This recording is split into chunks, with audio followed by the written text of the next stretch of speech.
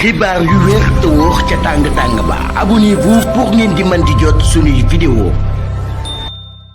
daleen ak jàmm seen chaîne bi di Buzz 221 HD waa journal bi di L'As daal di nañuy fësal akub article daal di koy jëmale ci candidature président Macky Sall ci poste secrétaire général bu ONU. ci li ni mel buñ sukkandikoo ci journal bi di L'As ne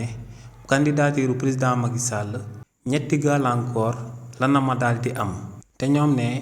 gàllankoor bu njëkk moom mooy que ne akub secrétaire général bu ONU boo ko buggee daal di doon ngir daal di remplacer kii di Antonio Guterres ne lu mu dee day daal di am akub chef d'état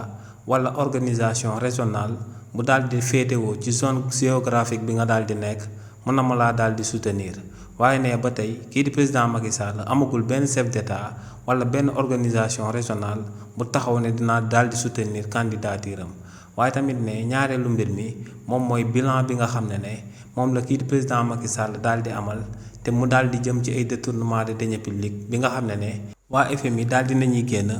daal di koy confirmer au niveau international.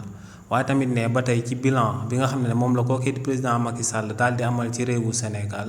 te muy ay bilan yoo xam ne dañ cee noté ay nit yu bëri yu si dañ ñàkk seen bakkan ne li ni mel dina daal di sabab kookee di président Macky Sall ci conseil disciplinaire bu ONU kenn du nangu daal di taxaw daal di jàppale candidature am. waaye tamit ne ñetteelu tolof bi nga xam ne moom la kii di président Macky Sall na ma daal di jànkonteel moom mooy que ne